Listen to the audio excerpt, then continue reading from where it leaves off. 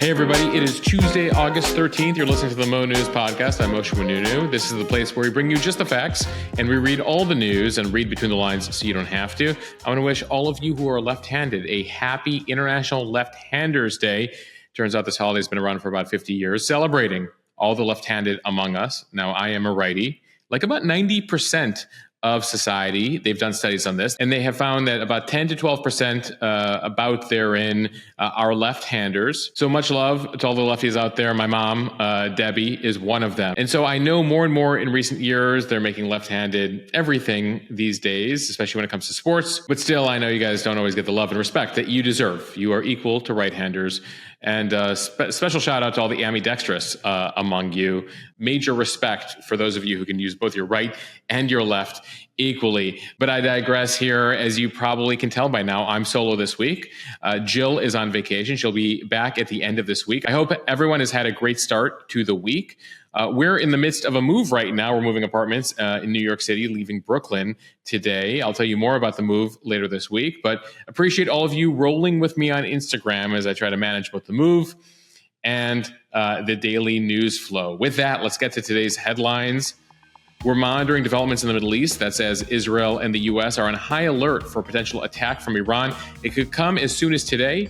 It could also come weeks from now. They just don't seem to know yet. But we'll tell you what we do know as of today. We're also getting new details on the Iranian hack of the Trump campaign, and we're now learning that Iran also tried to hack the Biden-Harris campaign as well. Some bad news for U.S. gymnast Jordan Chiles in her attempt to keep her bronze medal from the Summer Games. We'll tell you the latest in that saga. We're also tracking developments overseas in Russia, where Ukraine appears to have taken over even more territory inside Russia. We'll tell you what Putin is saying in response. Back here at home, there's just about 85 days to go before the presidential election. Former President Trump is very upset about Kamala Harris's crowd sizes and the media coverage she is getting. He's now accusing her of using AI, artificial intelligence, to create fake pictures of her rallies. Staying with politics, a major setback for Robert F. Kennedy Jr. and his attempt to run as a third-party candidate. He's having some trouble with a few states right now. We're also tracking a tropical storm in the Caribbean as hurricane season heats up. And Burning Man, it's not as cool as it used to be.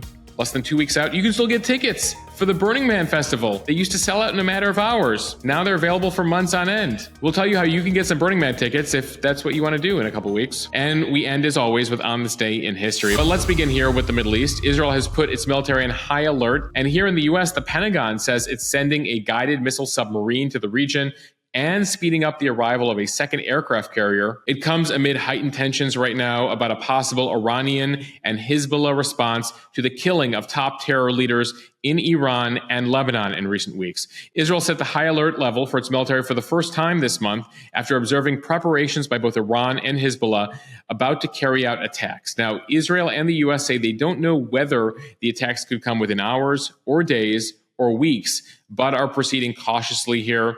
The Iranians are trying to keep the Israelis as well as the Americans on their toes. At the same time, the Iranians are trying to figure out what their response should be, because at the end of the day, they feel obligated to respond to the assassinations of top terror leaders, but they don't want an all-out war. So what is the revenge that they can take out on Israel here without it unfolding into a larger regional war? Right now, the U.S. has been sharing intelligence it has gathered about shifting Iranian force postures. They're keeping a very close relationship with the Israelis here. The U.S. officials are trying to identify, but at the same time, U.S. officials say that identifying the moving of military assets doesn't provide enough information right now about the timing of a potential attack. The U.S. and 4 key European allies called on Iran in the last day to stand down on a military attack. That is the U.S., the UK, Germany, France, and Italy, all telling Iran there is no need to take out a revenge here. Let's cool tensions in the region. The U.S. warning Iran directly and through intermediaries that it could suffer a devastating blow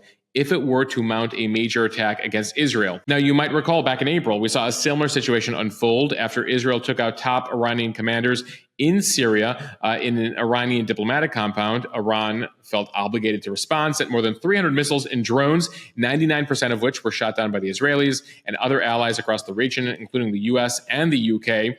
So now, take two. The Israelis reportedly have killed the leader of Hamas in Tehran. We told you about it a couple weeks ago. Iran says, we can't let this stand by. We must respond here. They're just figuring out how to respond right now. So in the last day, the U.S. has sent another destroyer into the region. It's gradually making its way into the eastern Mediterranean and moved up from the Red Sea through the Suez Canal. That comes as there's a number of destroyers and U.S. military craft right now in the region. The USS Roosevelt, the USS Bulkeley, the USS Wasp, the USS Oak Hill, the USS New York. It's crowded right now, but the Americans are bringing more vessels into the region, basically trying to show Iran it is not worthwhile for you to mess around here. The Pentagon also ordering the USS Abraham Lincoln Carrier Strike Group to move more quickly into the Middle East. Right now, they're near China. It's going to take about 2 weeks for them to move into the region to join the rest of the naval ships there.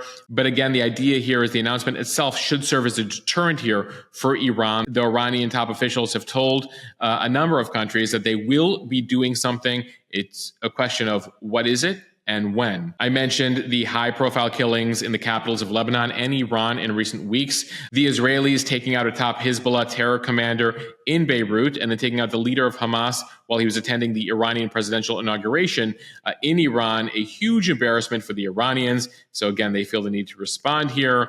A reminder that Iran's new president, Masoud Pezeshkian, ran as a reformist. He was indicating in recent months that he wants to re-engage with the West. But as we told you here on this podcast, on the Instagram feed, in the newsletter, ultimately he answers to the supreme leader, the Ayatollah Ali Khamenei, and ultimately the Ayatollah makes decisions when it comes to national security, war, major issues like that. And so while Pezeshkian is officially president, he is deferential to an Ayatollah who's increasingly aggressive when it comes to his posture in the region. We'll continue to monitor developments there over the next days, weeks, months. You listen to this podcast, you know we follow the situation. And we'll keep you updated with the latest on this podcast and 24/7 over on our Instagram account.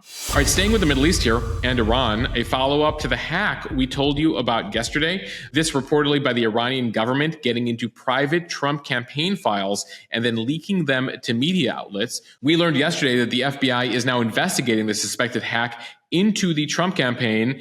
And the newest development, apparently the Iranians also tried to hack the Biden campaign a couple of months ago. It comes as we're just over 80 days before an election. The FBI has now opened a full-on investigation here. In the last day, we learned that 3 staffers for the then Biden-Harris presidential campaign received what's called spear phishing emails that were designed to appear legitimate, but could give an intruder access into the recipient's communications. Now, so far, it does not appear that those attempts were successful into the Biden campaign, but they were successful into the Trump campaign, as we told you about yesterday. The FBI began this investigation back in June, suspecting that Iran was behind all of this. Now, notably, after the Trump campaign realized it was hacked, it never alerted the FBI. There's a lot of suspicion there. We've covered this. Trump does not trust the FBI. And so they didn't alert U.S. law enforcement about what's going on, but U.S. law enforcement still heard about it and has been tracking this whole situation. The new details show that the investigation is much broader, involves many more victims than we thought. And it also underscores the degree to which hacking by foreign nations targeting U.S. political candidates has become really commonplace here in the digital age. This really went to a new level back in 2016 when the Russian government hacked Democratic emails, including those of the Hillary Clinton campaign at the time, and leak them. Now it appears everyone is trying to get in on the act, the Russians, the Chinese, the Iranians. And while some of those governments might prefer one or the other candidate wins the election, bottom line is they just want to sow chaos. They just want to create issues, divisiveness, and increase conflict here in America. And that appears to be the Iranian goal here, as they both tried to hack the Biden campaign and the Trump campaign, successful only so far in hacking the Trump campaign and revealing some of those documents eventually to the media. We still don't know everything Iran was able to access within the Trump campaign. So far, several media outlets were contacted by an anonymous official who they think was linked to Iran with a document on J.D. Vance, the vetting document the campaign used to try to get a sense of his pluses and minuses and issues in the past. Well, that was on a private drive of the Trump campaign. The Iranians got in, they got access to the file, and then leaked it to the media. So we'll continue to monitor this very concerning situation. All right, now time for the speed read. We begin with this from ABC News. The Paris Olympics may be over, but there's still a debate about at least one of the medals, and it appears to be changing hands again. The Court of Arbitration for Sport, will now not hear U.S. gymnast Jordan Chiles' appeal to keep her bronze medal from the games, despite new evidence USA Gymnastics has submitted. As we told you yesterday, Chiles initially finished in 5th place in the individual floor exercise at last week's Olympic Games, only to then be moved up to the 3rd place bronze medal spot when her coaches at the time appealed the scoring of one of the elements in her routine. The judges acknowledged at the time that they had incorrectly downgraded her score. They upgraded her a score by 0.1, which jumped her from 13.66 to 13.766, having her pass over 2 Romanians at the time. So the judges said, our bad, here are the points. Well, the decision to award Chiles the bronze medal came as the Romanians were celebrating their medal. Romania's Ana Barbosu left in tears. The coaches then appealed the appeal and said, hey, the Americans took too long to submit this appeal. They took 64 seconds, and the rules say you have to submit the appeal in 60 seconds. The U.S. says, no, we actually submitted it in 47 seconds. One of the issues here, as we explained yesterday, there's no clock, and there are no official rules as to what is submitted. Is it signing the document? Is it handing it over to the judges? That's unclear. This is not like basketball or football or baseball with the various clocks that they have. This clock is really in the eyes of the judges. Again, the Romanians counted 64 seconds. The Americans counted 47 seconds. Nonetheless, the International Gymnastics Federation has awarded the Romanian the bronze medal here. The Court of Arbitration for Sport has voided the appeal, despite the judges saying they got it wrong. They believe the U.S. took 4 seconds too many to file the appeal. So in accordance here, they will reallocate the bronze medal to Romanian Ana Barbosu. They're in touch with the Olympics right now to give her the bronze medal. Unclear how this works logistically and whether Jordan Chiles will give up her medal, whether they'll make another medal here. We'll keep you up to date. All right, this now from the Associated Press. We continue to track now the Ukrainian invasion of Russia that we've been telling you about. Ukraine's top military commander now says that his forces control 1,000 square kilometers, about 400 square miles, of Russia's neighboring Kursk region. Now, that's 3 to 4 times as much territory as we told you about yesterday. This, for the first time, is the Ukrainian military acknowledging how much progress they've made in their lightning incursion into Russia and the fact that the Russians were caught very flat-footed here. Ukraine says they're fulfilling their tasks, fighting continues, and the situation is under control. Russian forces have been scrambling for a week now when the surprise Ukrainian attack happened, and there has been a lot of fierce fighting. Nearly 200,000 Russian civilians have had to flee the region. Russia's president, Vladimir Putin, says he will stop Ukraine, and he has no plans to move any Russian troops out of Ukrainian territory. That was seen as a hope here with Ukraine going into Russia, is that Russia would have to pull back some of its troops inside Ukrainian territory, thereby loosening the battle lines and allowing Ukraine to take back some of its own country here.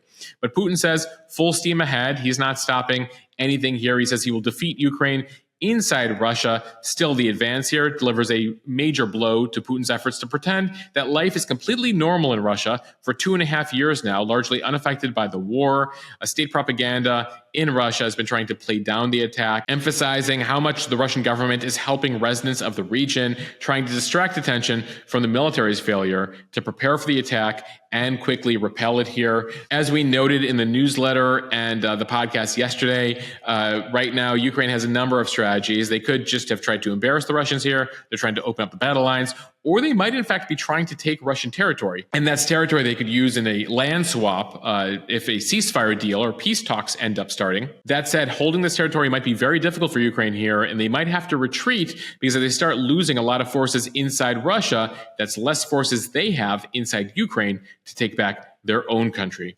All right, the next story comes to us from Fox News Detroit. We've been telling you that former President Trump is very upset and very frustrated of late with reports about Kamala Harris's crowd sizes, the amount of energy she's seeing at her campaign events.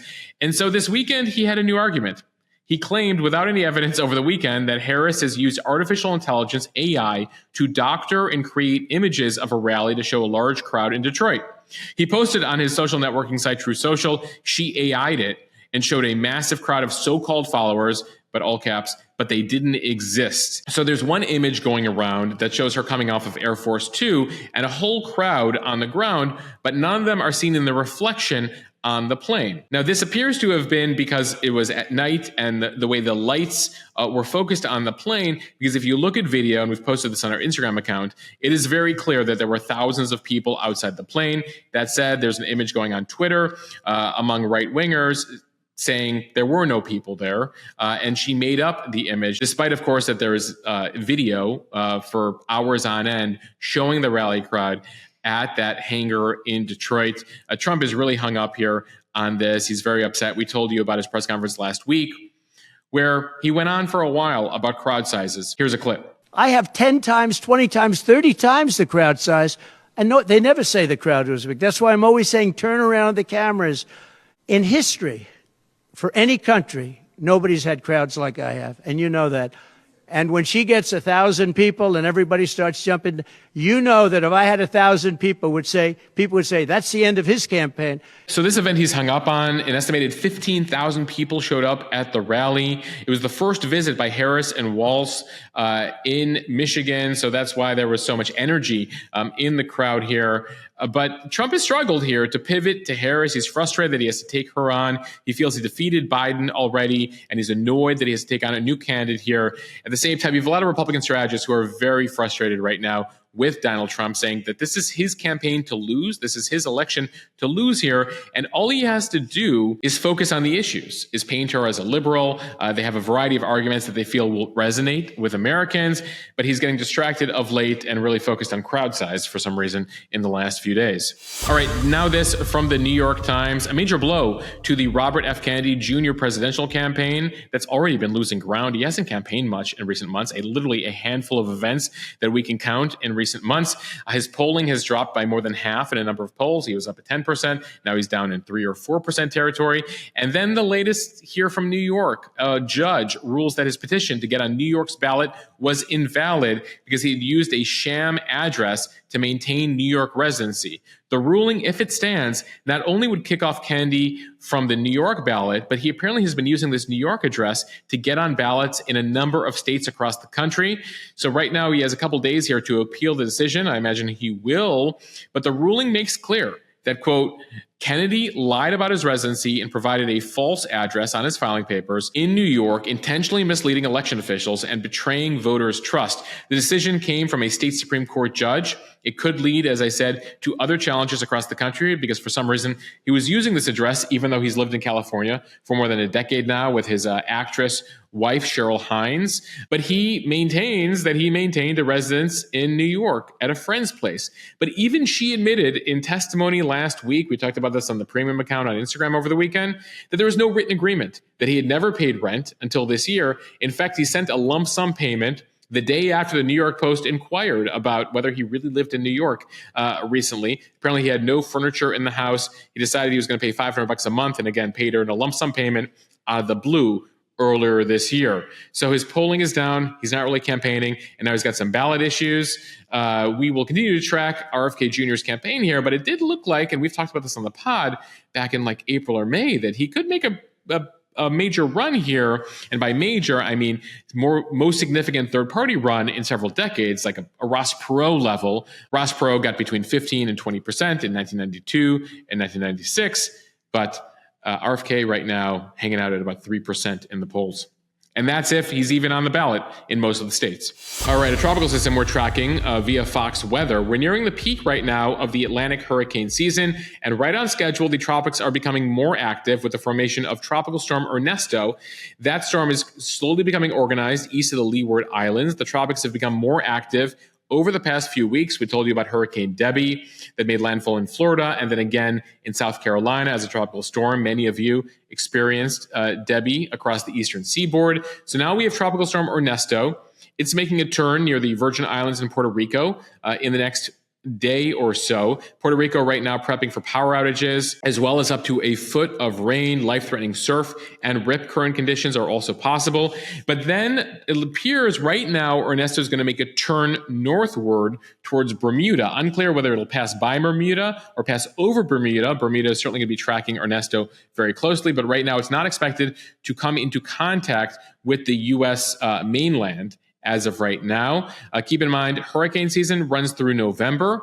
Peak of hurricane season, typically mid-September. So we're gradually getting there. So be sure, if you live in the Southeast or the Eastern Seaboard, to be checking in on the tropics every couple days here. And finally, this from the San Francisco Chronicle. If you don't have any plans next weekend, you might want to check out Burning Man. For the first time in recent memory, the festival out there in the desert has yet to sell out with just days to go until the festival starts. Typically, previous editions of Burning Man sold out in just about 30 minutes when tickets went on sale. And now we're months in with just a couple days to go until the festival starts. And yet they have not sold out. There's 73,000 tickets. This is the event that takes place out in the Black Rock Desert of Nevada.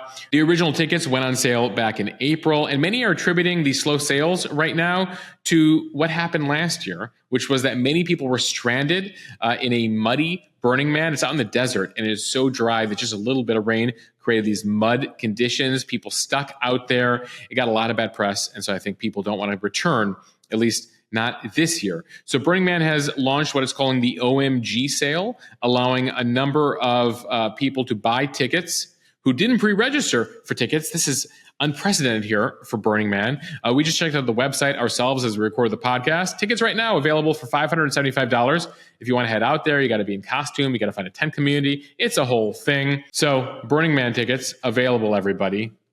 Despite what happened last year, or because of what happened last year. So be sure to potentially check that out. Organizers warning this year, make sure to bring shoes. They note that a number of people walk around barefoot in the desert. And because of the chemical reaction, the alkaline soil of the dried lake where Burning Man happens, it can potentially burn your skin if you walk around barefoot. So a heads up if you go out there. Wear shoes. All right, now time for On This Day in History. We begin in New York City. Back in 1907, the first metered taxi cab hit the streets of New York thanks to a guy named Henry Allen, who was very upset because he had been charged $5 for going less than a mile. By the way, $5 back in 1907 was worth $127 in today's money. So after being charged $127 in today's money for a 1 mile ride, he wanted to start a taxi cab service that would charge only so much per mile. He hated the arbitrariness of the existing system, so he imported a whole bunch of gas-powered cars from France at the time. They were all painted red and green. He eventually repaints them, though, yellow, so they're more visible from a distance. And by 1908, just the following year, the company was running 700 taxi cabs around New York City. All right, on this day in 1918, the first woman enlisted in the U.S. Marines. After joining the Marine Corps, Opha Main Johnson was assigned desk duty at Marine headquarters in Arlington, Virginia. On this day in 1942, the Soviet Premier, Joseph Stalin, drafts a memo to Winston Churchill and FDR saying, hey guys, I need you to invade Western Europe. I'm dealing with a lot of issues with the Nazis right now. He was frustrated by the fact that the Americans and the Brits there, led by Churchill and Roosevelt, had decided to start their invasion through North Africa and go up through Europe. The Russians were losing hundreds of thousands of soldiers. They would lose millions of soldiers in the war, and they really wanted the Allies to take on the Nazis in Western Europe. It would be almost 2 more years until the summer of 44. Before D-Day was to happen. All right, we end here with a bit of music and entertainment history. On this date in 1952, 72 years ago, You Ain't Nothing But a Hound Dog was recorded for the first time. But if you just heard that, that was not Elvis Presley. In fact, the song was recorded for the first time by Willie Mae Big Mama Thornton in LA. It would be 4 more years before Elvis Presley would record his version of Hound Dog, which would become much more famous, running the top of the Billboard charts for nearly 3 months. So it's often been assumed that he was the creator of it. No, it was Big Mama Thornton. And then there was another version of Hound Dog by a group called Freddie Bell and the Bell Boys. That's the version that Presley hears and does his version of. I think Jill and I were talking just last week about all the various versions of songs and movies out there. And so on this day 72 years ago, Big Mama Thornton gave us You Ain't Nothing But a Hound Dog. And finally, turning 27 years old today, South Park premiered on Comedy Central on this day in 1997. So going on nearly 3 decades here. In fact, MTV Entertainment Studios recently expanded their deal with the co-creators Trey Parker and Matt Stone to renew the show through 2027 to ensure South Park goes 30 years here. So happy 27th birthday to South Park. All right, I want to thank all of you for listening to the Mo News podcast. I really appreciate your support. Appreciate you sharing the podcast with your friends, your family, with strangers on the street. A reminder, if you like what you hear, please be sure to leave us a review over on Apple. Especially, it helps us grow the podcast, increase our ranking over on the Apple News podcasts. So the shares matter, but the reviews matter as well. And if you don't already subscribe to the Mo newsletter, go check that out over at mo.news/newsletter to make sure you get the daily newsletter in your inbox every morning with the podcast. Appreciate all of you. We'll see you back here tomorrow.